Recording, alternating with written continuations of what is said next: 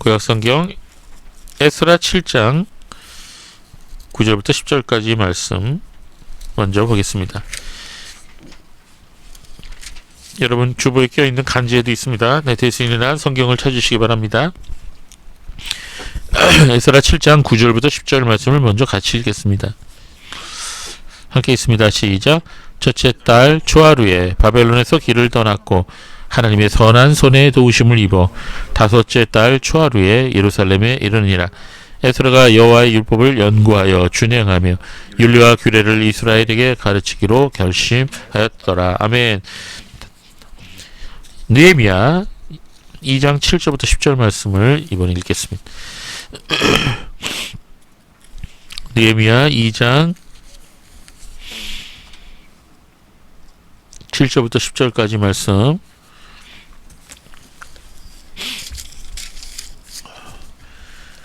우리 한 목소리로 읽도록 하겠습니다. 시작.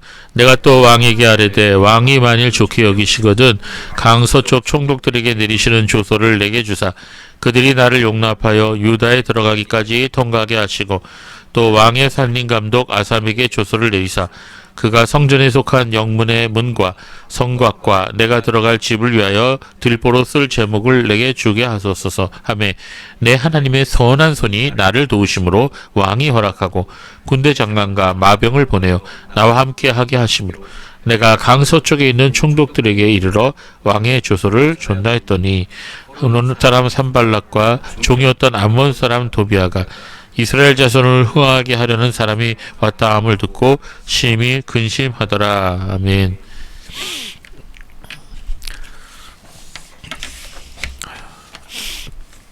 예, 우리는 지난 주일에 하나님의 섭리라는 제목으로 말씀을 나눴습니다. 우리는 이 섭리가 무엇인지 섭리의 의미에 대해서 생각해 보았죠.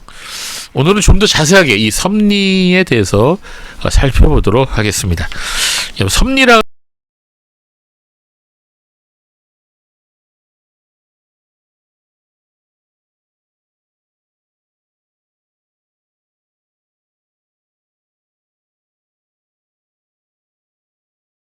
하면 자연계를 지배하고 있는 원리다.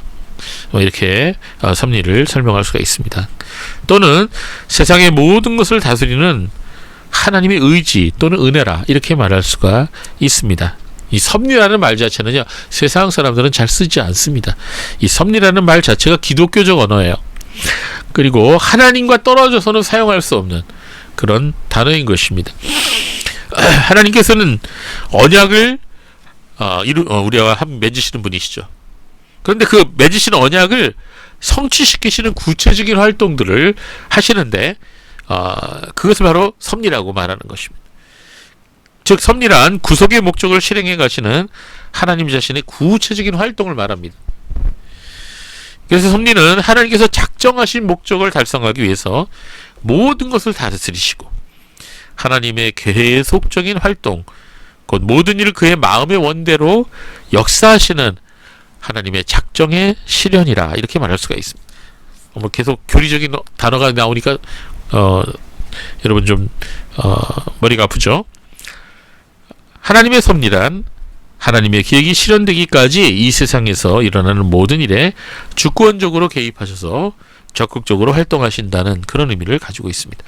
자, 청교도 목사님들은요, 이 세상의 고난이 성도가 천국에 들어가고 그 천국에서 승리의 약속을 얻기 위한 그 약속과 함께 주어진 하나님의 섭리에서 온 결과로 보았어요. 즉 청교도는 성도가 이 세상을 살아가면서 겪는 모든 고난이 바로 하나님의 섭리 가운데 있다는 거죠. 하나님께서 그런 고난을 성도에게 허락하셨다는 거죠. 그리고 그 고난을 허락하시는 데에는 하나님의 심오한 뜻이 있었다는 거죠. 예, 바로 그것이 하나님의 섭리에 의한 것이라는 그런 믿음을 가졌던 것입니다.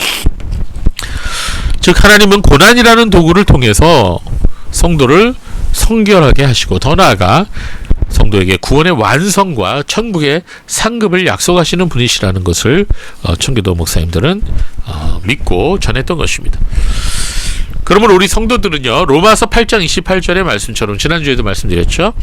우리가 알거니와 하나님을 사랑하는 자 곧 그 뜻대로 부르심을 입은 자들에게는 모든 것이 합력하여 선을 이루느니라. 자, 이 말씀처럼 우리에게 다가오는 모든 일들이 뭐 좋은 일이든 나쁜 일이든 하나님의 섭리 가운데 있다는 것을 우리는 믿어야 돼요. 예, 그렇습니다. 그리고 이 좋은 일이나 나쁜 일이나 다 합력해서 결국은 하나님의 뜻을 이루고 결국 이 모든 것이 우리에게 유익이 된다는 것을 우리는 굳게 믿어야 하는 것입니다. 몇십 년 전부터 우리 세상 사람들에게 굉장히 인기 있는 책이 하나 있었어요.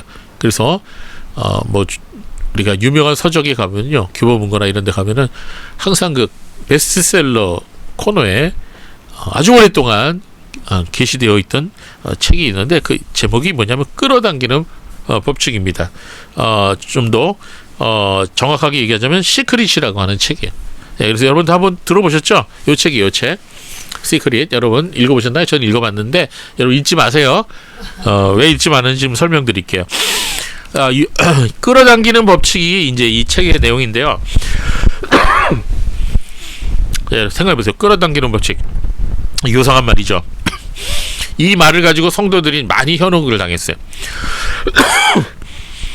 이전에 한동안 기독교인들 사이에서 유행했던 말들이 있었는데 여러분 많이 들어보셨을 겁니다. 긍정적인 사고방식 들어보셨죠? 또 적극적인 사고방식, 또 긍정의 힘, 뭐 이런 말들하고 같이 연결될 수 있는 게 바로 이 끌어당김의 법칙입니다. 그래서 이 시크릿이라고 하는 책은 오스트레일리아의 작가이자 TV 프로듀서인 론다 버니라는 여성이 쓴 책인데, 이 책에서는 뭐라고 얘기하냐면 전 세계의 상위 1%만이 비밀을 알고 있는데 바로 그 비밀이 바로 이 끌어당기는 법칙이다, 이렇게 말하고 있습니다.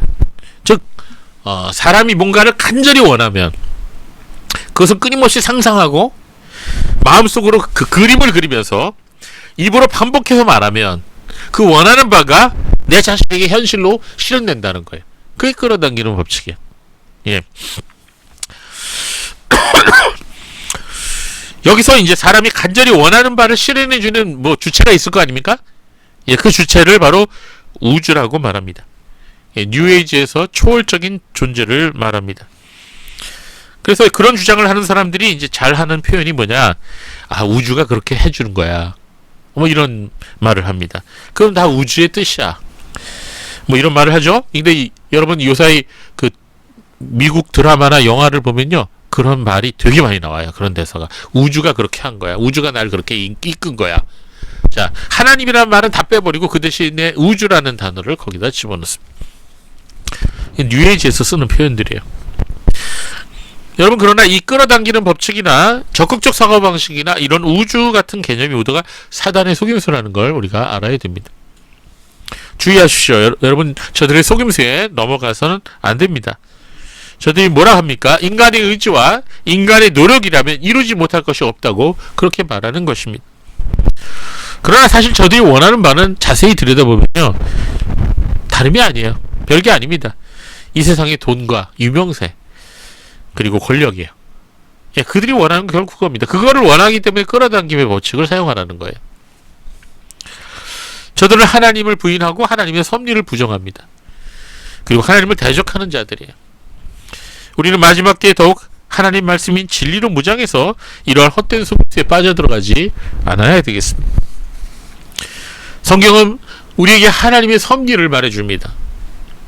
신구약 성경 안에는 하나님의 섭리에 대한 기록이 아주 가득해요. 창세부터 요한계시록까지 성경은 하나님께서 작정하시고 예정하신 일들을 이 섭리하심을 통해서 이루심을 구체적으로 증거하고 있습니다. 특히 오늘 우리 그 본문으로 삼은 구약의 에스라 그리고 느헤미야, 에스더도 마찬가지죠. 거기에는 하나님의 섭리를 간증하는, 고백하는 표현이 많이 나옵니다. 우리는 지난 주일에 하나님의 섭리에 대한 말씀 들었죠. 범죄함으로 말미암아 바벨론 느부갓네살 왕에게 포로로 끌려갔었던 이스라엘 민족들이 어떻게 다시 70년 만에 고국으로 돌아올 수 있는지, 그것을 살펴보았습니다. 하나님께서는 그 당시 가장 강력했던 신바벨로니아 제국을 메디아 파사 연합군에 의해서 단번에 멸망시키셨어요.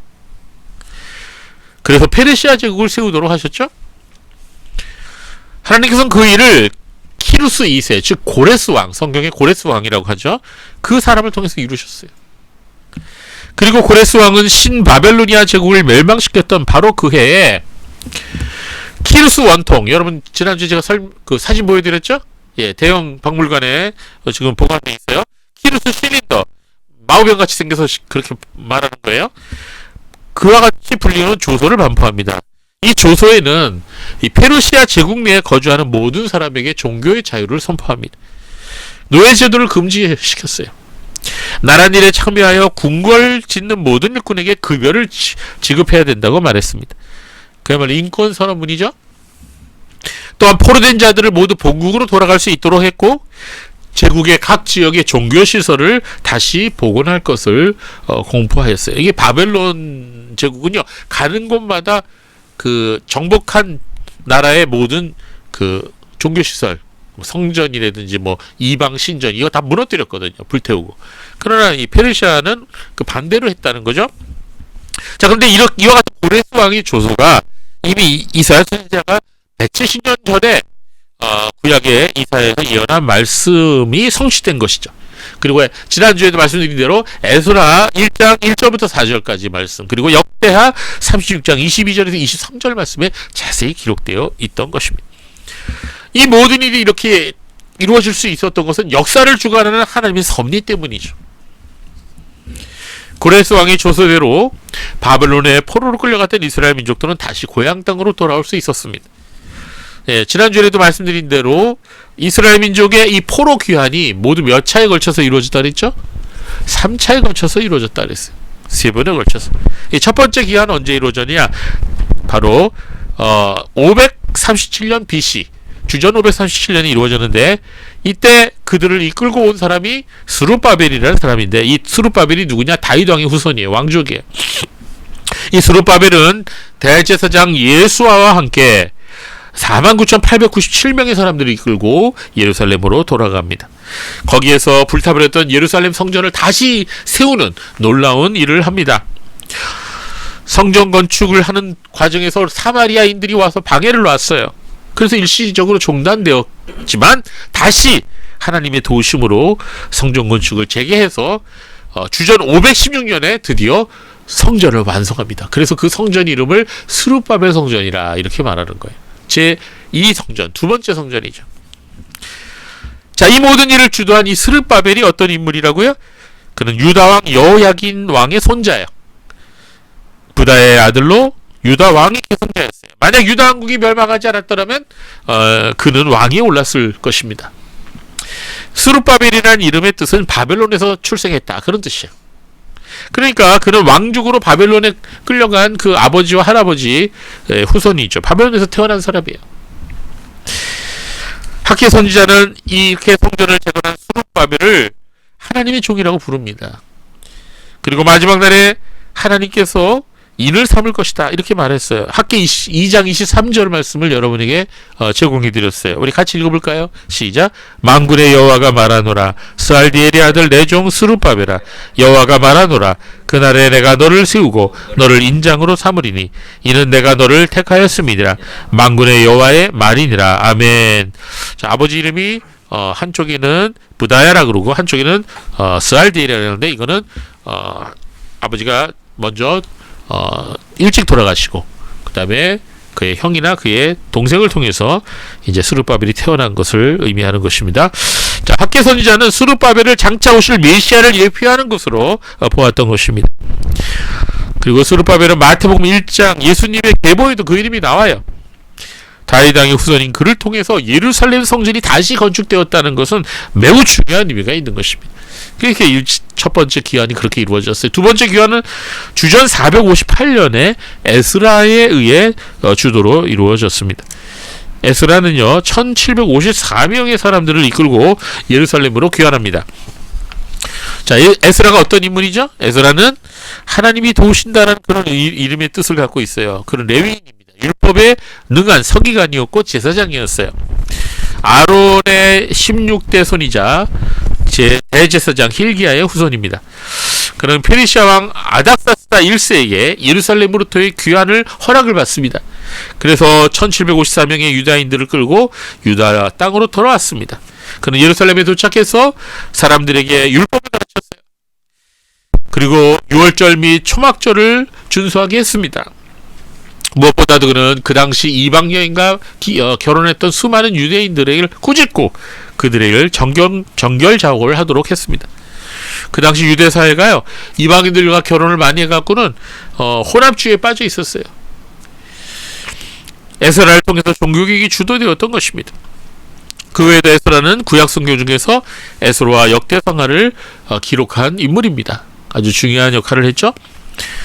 그래서 이 이스라엘 백성의 첫 번째 귀환과 그리고 두 번째 귀환에 대한 이야기가 이 구약성경 에스라에 기록되어 있어요. 에스라 1장부터 6장까지는 첫 번째 귀환에 대한 얘기야. 그리고 7장부터 10장까지가 두 번째 귀환에 대한 설명이 기록되어 있습니다. 여러분 이번 주에 한번 에스라서를 한번 읽어보시지 않겠어요? 10장까지밖에 안 돼요. 앉은 자리에서 한꺼번에 읽을 수 있어요. 되게 재밌습니다. 그리고 세 번째 귀환은요, 느헤미야의 주도로 이루어집니다. 주전 444년에 이루어졌어요. 정확한 인원은 알려져 있지 않지만 일단의 무리들이 느헤미야를 따라 예루살렘으로 귀환합니다. 그런데 이 느헤미야는 에스라와 함께 예루살렘 성벽을 건축하고 완공하게 돼요. 스룹바벨은 예루살렘 성전을 건축했다면 느헤미야는 예루살렘 성벽을 건축합니다. 바로 이 느헤미야서에 바로 이 세 번째 귀환과 예루살렘 성벽을 건축한 이야기로 채워져 있는 것입니다. 그런데 이 느헤미야는요, 이 페르시아 제국에서 유대인으로서는 가장 높은 지위에 오른 사람 중에 하나예요. 또 한 사람이 있죠? 다니엘. 예, 다니엘이 있죠. 그런데 그의 그 높은 위치가 예루살렘 성벽을 건축하는 데 있어서 아주 큰 도움을 얻었던 것입니다. 고레스 왕이 예루살렘 성전 건축을 허락했다고 하지만 성벽을 다시 세우는 것은 또 다른 문제예요. 자칫 잘못하면 페르시아 제국의 반기를 들고 독립을 하겠다는 의도로 보일 수도 있었던 것입니다. 실제로 그 당시 예루살렘 성벽 건축을 방해하고 시기했던 주위의 이방인들이 그렇게 느헤미야와 유다 백성을 그렇게 모함했어요. 그래서 그로 말미암아 한동안 성벽을 건축하는 일들이 중단되기도 했습니다. 그러나 결국 하나님의 도우심으로 말미암아 대적들의 모든 모함과 방해를 물리치고 느헤미야는 이스라엘 백성들과 함께 예루살렘 성벽을 다시 재건해서 완공시킵니다. 그 내용이 느헤미야서에 기록되어 있습니다. 여러분 이 성벽이라고 하는 게 왜 중요한지 아십니까? 지금은 뭐 큰 의미가 없어요. 여러분 동대문 남대문 가서 보셨죠? 예, 북대문 없죠 우리? 예, 서대문은 옛날에 있었다는 그 위치는 있죠. 동대문 가서 보시면요, 그 대문만 있는 게 아니라 원래 이 동대문 남대문이 다 이게 성벽으로 연결돼 있었던 거예요. 예, 지금은 성벽은 없지만 옛날에는 성벽이 있어서 그 성벽 안에 사느냐 성벽 밖에 사느냐에 따라서 굉장히 안전과 생존에 있어서 절대적인 차이가 있었습니다. 만약에 도적이나 외적이 침입해 보면 성벽 안에 사는 사람은 안전하죠. 그러나 성벽 밖에 사는 사람은 보호를 받을 수가 없어요. 갑자기 쳐들어오면요, 도적이나 외적의 침입에 그대로 노출됩니다. 그래서 성벽이 허물어진 상태에 살고 있었던 그 당시 예루살렘 주민들은요, 자주 도적에게 침입을 당하고 고난을 당했어요. 항상 불안에 떨며 잠을 잘 수밖에 없었던 것입니다. 느헤미야가 그래서 성벽을 지어야 된다고 생각을 했던 것입니다. 그래서 느헤미야와 이스라엘 사람들은 예루살렘 성벽을 다시 수축하고 완공하는 일을 했던 것이죠. 하나님께서는 이처럼 이스라엘 백성들의 포로 귀환과 예루살렘 성전 건축 그리고 성벽의 재건을 위해 세 사람을 사용하셨죠. 스룹바벨, 에즈라, 그리고 느헤미야. 이 세 사람을 준비시키고 이 세 사람들을 통해서 하나님의 거룩한 섭리의 역사를 이루셨던 것입니다. 자, 하나님께서는 항상 이렇게 일을 하세요. 사람을 먼저 준비시키시고 그 사람을 통해서 일하십니다. 그건 오늘날도 마찬가지예요. 여러분이 지금 살아가고 있는 그 시대와 그 장소에서 여러분이 있는 이유가 뭐예요? 하나님께서 여러분의 삶을 통해 여러분을 통해서 주님의 역사를 이루기 원하시기 때문인 것입니다. 예, 여러분 그것을 깨달아야 됩니다. 성도의 모든 삶은 하나님의 섭리 가운데 있다는 것. 예, 그걸 여러분 믿으시기를 바랍니다. 하나님께서는 저와 여러분을 통해서 그리고 우리 고린도 교회를 통해서 하나님의 일을 이루시고 그러기를 원하신다는 거예요. 여러분, 여러분의 삶은 하나님의 귀한 도구로 쓰임 받을 수 있다는 사실을 아시기를 바랍니다. 바벨론 제국 느부갓네살 왕에 의해서 포로로 잡혀갔던 이스라엘 백성들이 다시 귀환하고 불타버렸던 예루살렘 성전이 다시 세워지고 완전히 무너졌던 예루살렘 성벽이 다시 건축되고 회복된 이 사건은 하나님의 섭리가 아니고는 불가능했던 것입니다. 이러한 이스라엘 백성들의 포로 귀환과 성전 건축과 성벽을 재건하는 내용을 기록한 책이 바로 에스라와 느헤미야입니다. 그래서 구약 성경 에스라와 느헤미야는 하나님의 섭리에 대한 간증과 고백이 가득 담겨 있어요. 그렇습니다. 에스라와 느헤미야는 포로 귀환 과정에서 그리고 성전 건축과 성벽 재건 과정에서 하나님의 섭리를 여러 번 강하게 경험하고 느꼈던 거예요. 그래서 에스라와 느헤미야를 읽어보면요, 하나님의 섭리를 표현하는 표현들이 나옵니다. 에스라는 뭐라 그랬어요? 하나님의 선한 손에 도우심을 입었다. 오늘 본 설교의 제목이에요. 하나님의 선한 손에 도우심을 입었다. 에스라 7장 9절 말씀 우리 다시 한번 읽어볼까요? 시작. 첫째 달 초하루에 바벨론에서 길을 떠나고 하나님의 선한 손에 도우심을 입어 다섯째 달 초하루에 예루살렘에 이르니라. 네, 이렇게 표현했어요. 에스라 8장 18절에도 우리 한번 읽어볼까요? 시작. 우리 하나님의 선한 손에 도우심을 입고 그들이 이스라엘 손자 레위의 아들 말리의 자손 중에서 한 명철한 사람을 데려오고 또 세레바와 그의 아들과 형제 18명과 아멘. 자, 에스라는요, 하나님의 섭리를 하나님의 선한 손이라는 표현을 가지고 표현합니다. 에스라 7장 28절에는요, 내 하나님 여호와의 손이 내 위에 있다고 그렇게 고백합니다. 그리고 에스라 8장 22절과 31절은 이렇게 말씀하고 있습니다. 이는 우리가 전에 왕에게 말하기를 우리 하나님의 손은 자기를 찾는 모든 자에게 선을 베푸시고 자기를 배반하는 모든 자에게 권능과 진노를 내리신다 하였으므로. 자, 에스라 8장 31절에는 우리 하나님의 손이 우리를 도우신다라고 표현하고 있습니다. 이처럼 에스라는 하나님의 섭리하심을 하나님의 손이라고 하는 표현을 사용해서 고백하고 있는 것입니다. 우리는 살아가면서 손을 가지고 거의 모든 일을 하죠? 그렇죠? 그래요, 안 그래요? 그러니까 손이 없는 분이 얼마나 불편하겠어요. 손을 주신 하나님께 감사드립시다. 예, 이거 아무것도 자동적으로 달려있는 것 같지만 그렇지 않습니다. 예. 이게 손이 이렇게 역사하는 게 이게 얼마나 놀라운 일인지 몰라요. 여러분 이거 한번 로봇으로 만들어 보세요. 이게 되나? 이게 원하는 대로 되나? 그래서 에스라는 하나님께서 역사하시는 모든 일을 하나님의 손길이라는 방식으로 표현했던 것입니다. 즉 하나님의 손이란 하나님의 섭리의 역사를 의미하는 것입니다. 즉 에스라는 그 모든 일 과정에서 하나님의 섭리의 역사를 경험했던 것이죠. 이것은 느헤미야에게도 똑같습니다. 느헤미야가 어떤 인물이라고요? 느헤미야는 바벨론으로 포로로 잡혀간 인물 중에 가장 높은 관직에 오른 자라 그랬죠? 느헤미야가 맡고 있던 직책이 뭐였어요? 뭐죠? 술관원이에요. 술관원.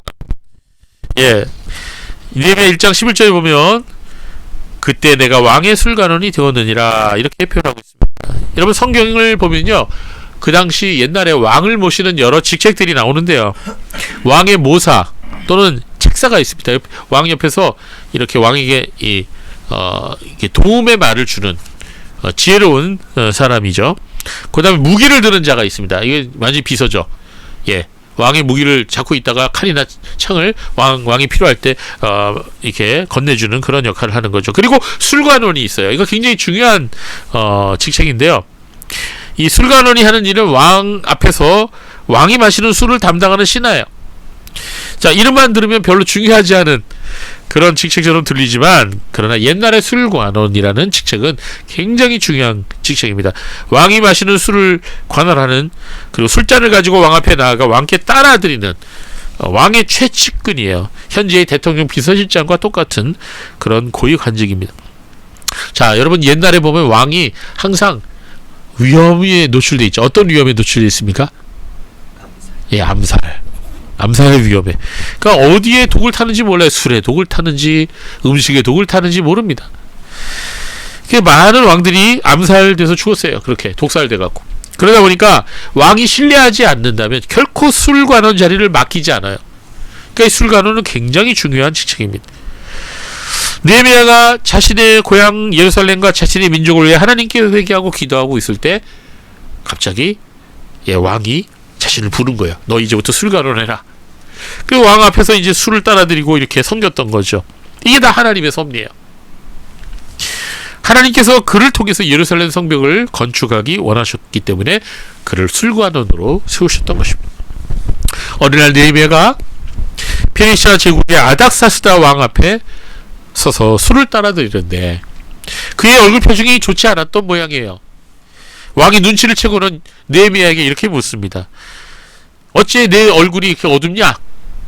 내 얼굴에 수심이 가득하냐? 내가 아픈 것이 아니라면 필시 내 마음에 근심이 있는 거다. 이렇게 말을 합니다. 이때 느헤미야가 굉장히 두려워했습니다. 왜 그랬을까요? 여러분, 왕의 술을 맡은 자, 즉 술관원은요, 왕 앞에서 어두운 표정을 지으면 안 돼요. 그건 철칙입니다. 술맛이 나겠어요, 안 나겠어요? 예? 일그러진 표정을 가지고 술을 따라드리면. 예. 그래서 그건 큰 죄예요. 잘못하면 목이 달아날 수도 있는 겁니다. 그래서 왕의 이 질문에 대해서 느헤미야는 크게 두려워했어요. 아차! 내가 얼굴 표정이 이랬구나. 그러나 사실대로 자기의 근심을 왕에게 말씀드립니다. 왕께서는 만수무강하십시오. 제 조상들이 묻혀있는 예루살렘 성읍이 폐허가 되고 그 성문은 불에 탔으니 어찌 제 얼굴에 수심이 없겠습니까? 이렇게 대답을 합니다. 자, 느헤미야의 솔직한 대답에 왕은 다시 이렇게 말하죠. 그러면 내가 무엇을 원하느냐? 느헤미야야, 내가 원하는 걸 내게 말해라. 내가 들어주겠다. 이렇게 얘기합니다. 자, 이게 놀라운 하나님의 섭리예요. 이 왕의 말씀을 들은 느헤미야는 곧장 하늘에 계신 하나님께 순간적으로 기도를 올립니다. 너무나 기회가 온 거죠. 정말 절호의 기회가 온 거죠. 너무나도 중요한 순간입니다. 왕 앞에서는 말 한마디가 너무나 중요하기 때문이죠. 말 한마디 잘못했다가는 목숨이 위태로 올 수도 있고 뜻하는 바가 물거품이 될 수도 있었기 때문이죠. 정말 이처럼 중요한 순간에 느헤미야가 기도할 시간조차 없을 때 그가 한 행동이 뭐예요? 하늘이 하나님께 잠깐 묵도했다 그랬어요. 이 기도를 뭐라 그래요? 화살 기도라 그래요. 화살 기도. 화살을 공중을 향해서 쏘는 것처럼 우리가 순간적으로 하나님의 도우심을 구하며 올려드리는 기도를 화살 기도라 이렇게 말합니다. 누가 이름을 지었는지 참 잘 지었는 것 같아요. 우리 여러분도 살면서 순간적으로 주님의 도우심이 필요할 때 이런 화살 기도를 올려드리시기를 바랍니다. 기도를 하는 데 있어서 중요한 것은 시간이 아니에요. 화려한 기도 문구도 아닙니다. 기도에 있어서 가장 중요한 것은 진실한 마음이고 하나님을 향한 간절한 마음이에요. 정말 하나님의 도우심을 필요로 하고 하나님께 나를 구원하실 거라는 믿음을 가지고 기도하는 거, 그게 진짜 중요한 거예요. 물론 하루 중에 시간을 정해놓고 1시간 이상, 적어도 한 30분 이상 깊이 기도하는 그 시간을 갖는 거는 성도에게 있어서 굉장히 중요합니다. 여러분도 그런 기도 생활을 올해 한번 해보세요. 오늘부터 당장에 한번 해보세요. 누가 시키지 않아도. 그러나 느헤미야 왕은 왕의 질문 앞에서 그렇게 왕이시여 잠깐 기다리십시오. 그러면서 무릎 꿇고 통성 기도를 30분 할 수 없잖아요. 왕 앞에서. 그래 못 기도하죠. 그래서 어떻게 했어요? 화살 기도를 올린 거죠. 쫙. 그리고 왕에게 이렇게 말씀을 드립니다. 왕이시여, 왕이 좋게 여기시고 주의 종이 왕 앞에서 은혜를 입었다면 제 조상들이 묻혀있는 그 성읍 예루살렘으로, 유다로 저를 좀 보내주십시오. 그리고 거기서 성벽을 좀 건축하게 허락해 주십시오. 여러분, 지금 느헤미야 앞에 서 있는 왕이 누굽니까? 그 당시에 세계 최고의 영토를 소유하고 최고의 문화를 자랑했던 페르시아 제국의 왕이 아닙니까? 그러나 하나님께서는 페르시아 제국의 왕이라도 그 마음을 주장하시는 분이에요. 아닥사스다 왕입니다. 이 왕의 이름이. 아닥사스다 왕은 흔쾌히 느헤미야의 청을 들어줘요. 왕은 이렇게 느헤미야에게 물어요. 그렇다면 내가 갔다가 돌아오는 게 얼마나 걸리겠느냐? 내가 언제 돌아올 수 있겠느냐? 네가 원하는 거 다 얘기해라. 결국 느헤미야는 왕의 허락을 받고 조서까지도 받아내갖고 예루살렘으로 갈 수가 있었던 거예요. 바벨론 포로의 3차 귀환은 이렇게 해서 이루어지게 되었던 것입니다. 느헤미야는 이 모든 일을 다 하고 나서 이렇게 고백합니다. 내 하나님의 선한 손이 나를 도우셨다. 내 하나님의 선한 손이 나를 도우셨다. 에스라하고 똑같죠. 자, 느헤미야 2장 8절 말씀 읽어보겠습니다. 시작.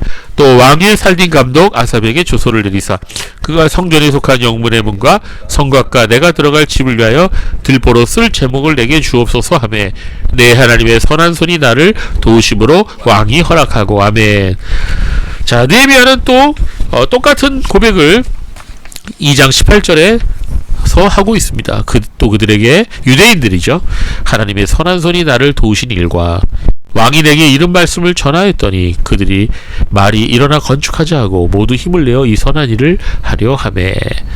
자, 느헤미야도 에스라와 같이 하나님이 도우시는 손길을 경험했던 것입니다.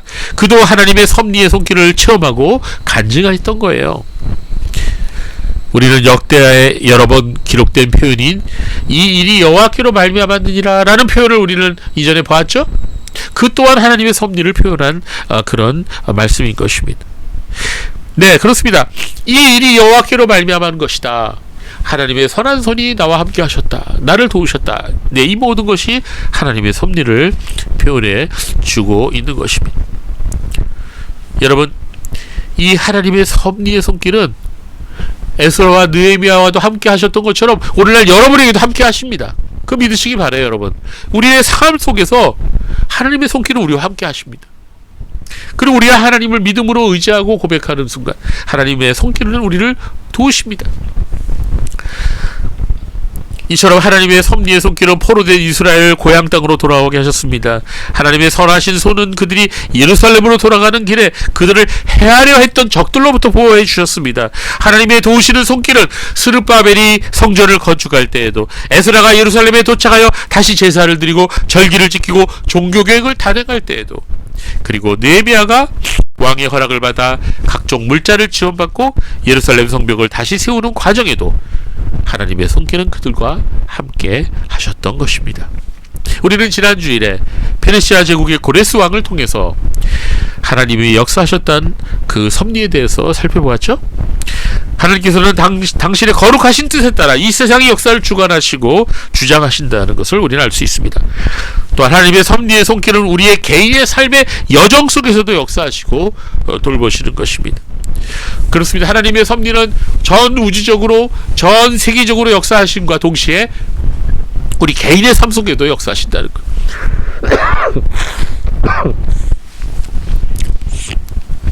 여러분, 창세기에 요셉이라는 인물이 있죠?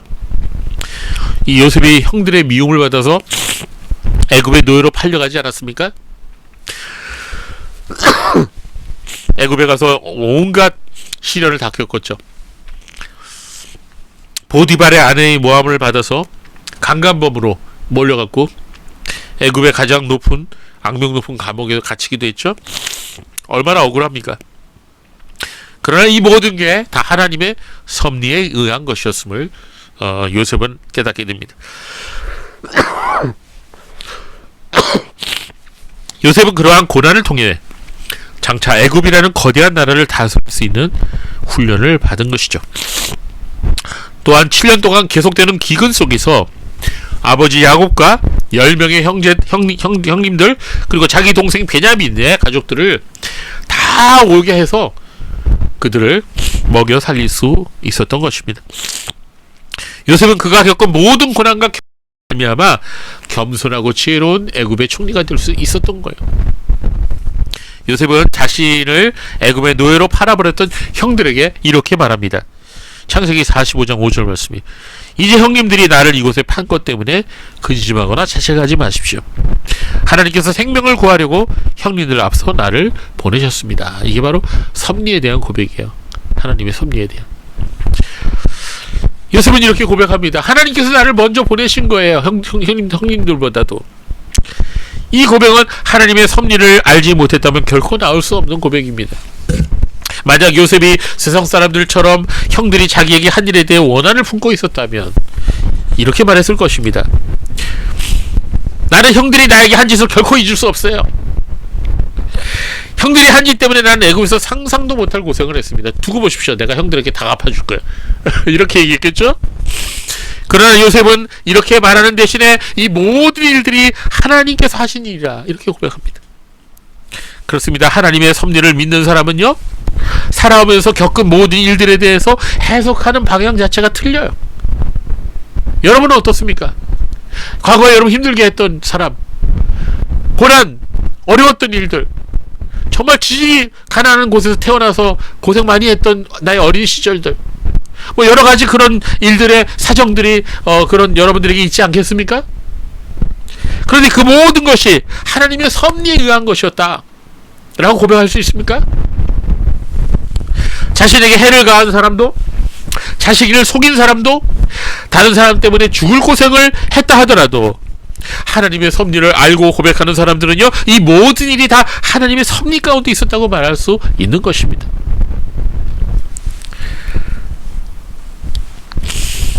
다윗왕은 이스라엘의 왕이 되기 전에 9년 동안 끔찍한 도망자의 삶을 살았죠. 자신을 죽이려고 달려드는 사울왕과 그의 부하들을 피해서 이곳저곳으로 옮겨 다녔습니다. 단 하루도 편하게 잠을 잘 수 있는 날이 없었어요. 그 모든 고난과 눈물의 기록이 다 시편에 기록되어 있습니다. 그러나 그러한 고난의 훈련이 없었더라면 다윗은 결코 이스라엘 역사에서 가장 훌륭한 왕이라는 칭호를 얻을 수 없었을 것입니다. 다윗이 기록한 시편에는 구구절절 자신이 겪은 모든 일들 뒤에 하나님의 섭리의 신비가 있었음을 고백하고 있습니다. 그것은 다니엘도 마찬가지예요. 바벨론의 포로로 끌려가서 높은 자리에 올라 여러 왕들을 섬겼지만 많은 시련을 겪었죠. 사자굴에 던져지기도 했잖아요. 다니엘의 친구들은 불타는 풀무풀에 던져지기도 했어요. 모세도 하나님의 일꾼으로 쓰임받기 전에 40년 동안 외롭게 양을 치면서 처가살이 하면서 훈련받았어요. 그렇습니다. 하나님께서는 하나님의 종들을, 하나님의 성도들을 훈련시키셔요. 이 모든 것이 하나님의 섭리 가운데 있었던 것입니다. 하나님의 선하신 손길이 그들의 삶 가운데 함께 하셨던 것입니다. 하나님을 믿지 않는 사람들은 자신들 스스로가 자기 인생을 결정할 수 있다고 그렇게 말해요. 얼마든지 내 운명은 내가 조정할 수 있다고 말합니다. 그러나 그것은 망상이에요. 어떤 사람과 그 사람의 집을 파멸로부터 보호해주는 것은 막대한 재산도 아니고 권력도 아닙니다. 가장 튼튼한 성벽도 아닙니다. 오직 늘 깨어서 돌보아 주시는 하나님의 섭리만이 우리를 온전하게 지켜주시는 것입니다. 마찬가지로 한 나라를 전쟁과 재난과 환난으로부터 지켜주시는 분도 하나님이십니다. 그래서 우리는 찬송가 405장의 가사처럼 이렇게 기도하며 찬송하기를 바랍니다. 주의 친절한 팔에 안기세 우리 마음이 평안하리니 항상 기쁘고 복이 되게 내 영원하신 팔에 안기세 주의 팔에 그 크신 팔에 안기세 주의 팔에 영원한 팔에 안기세. 시편 121편 말씀처럼 하나님은 졸지도 아니하시고 주무시지도 아니하시며 우리를 지켜주신다고 말씀했습니다. 사람이 아무리 이 세상에 좋은 것들을 소유하고 맛보고 경험한다 하더라도 그 마지막 결론은 뭐예요? 헛되다는 거예요. 헛되다. 솔로몬이 전도서에 5번이나 헛되다고 얘기했어요. 사람들이 끊임없이 갈구하고 더 얻기를 소망하는 이 세상의 모든 것들은요, 잠시 사람들의 마음을 흥분하게 만들고 기쁘게 만들어주는 것 같지만 결국 사람들에게 참된 만족을 주지 못합니다. 많은 사람들이 육신의 욕망을 따라서 탐닉하고 감각을 만족시켜줄 만한 것들을 추구한 결과가 무엇이죠? 다 시들하다. 시들하다. 다 해봤지만 그저 그렇다는 거예요. 이 독일 사람들이 좀 자유분방하잖아요. 그래갖고 그냥 뭐 이 사람 저 사람하고 만나고 하룻밤을 지내고 막 다 해보는데 결국은 뭐예요? 거기에서 만족을 얻을 수가 없었어. 공허한 거예요. 무의미한 거예요, 인생이. 여러분, 어떤 선생님이 사춘기 시절에 손만 잡아도 심장이 쿵쾅거리는 경험을 합니다. 그러나 커서는 더 큰 쾌락을 추구합니다. 수많은 사람들과 잠자리를 가져보지만 결국에는 참된 만족을 얻지 못해서 결국 손대는 게 뭐예요? 마약이에요, 마약. 여러분, 처음에 사람이 술을 빠집니다. 그 다음에 빠지는 게 뭐예요? 예, 이성에게 빠져요. 그 다음에 뭐예요? 마약에 빠져요. 그 순서예요, 순서. 오늘날 수많은 사람들이 그런 순서에 빠져 있어요. 그러면 인생이 파멸되는 겁니다.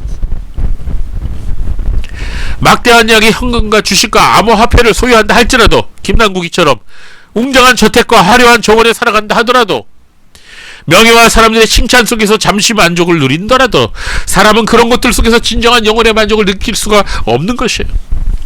우리 시대의 수많은 사람들이 그런 관능적인 즐거움에 완전히 빠져서 살아가고 있습니다. 온갖 쾌락과 쓰레기 속에 빠져서 살아가는 사람들이 결국 달려가는 곳이 어딘지 아세요? 무신론이에요, 무신론.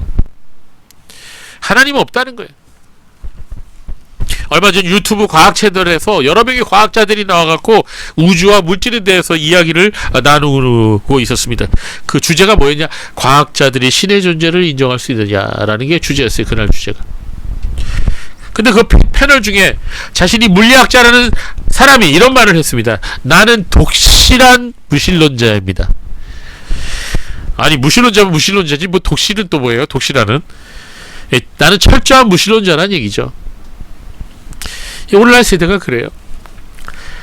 과학이라는 우상에 빠져서 하나님 부인하고 살아가는 사람들이 얼마나 많은지 몰라요. 여러분, 과학은 사람을 이롭게 하지만 과학이 전부일 수 없어요. 인간이 하는 과학은 한계가 있습니다. 틀리는 것이.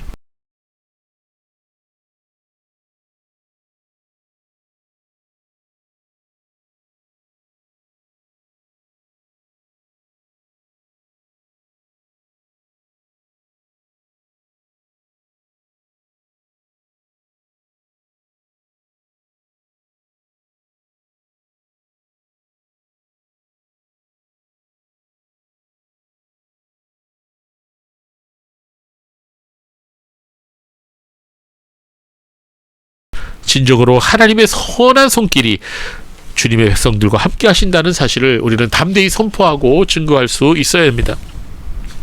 성도는 성도의 삶 속에 역사하시는 하나님의 섭리를 믿어야 됩니다.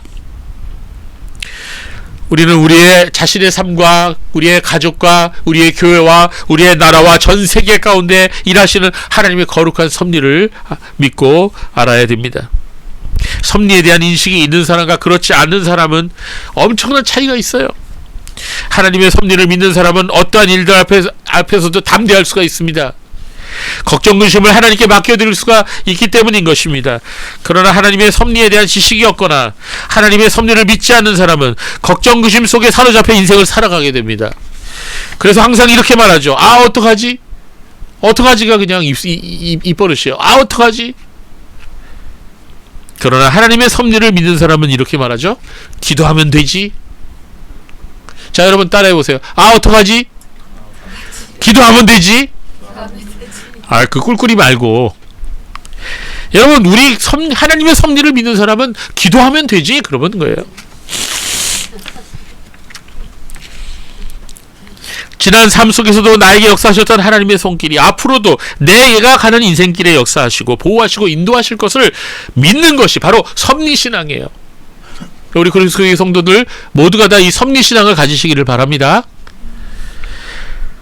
지금까지 우리의 삶 속에서 하나님의 선한 손길이 우리와 함께 하셨던 것처럼 앞으로 우리가 영원한 안식에 이르게 될 때까지 하나님의 섭리의 손길이 우리와 함께 하신다는 것을 굳게 믿고 여러분, 하나님의 위로와 평안을 얻으시기를 바랍니다. 성도 여러분, 저와 여러분이 하나님의 선한 손의 도우심을 잊고 살아가는 복된 성도의 삶이 되시기를 바랍니다. 기도하겠습니다. 하나님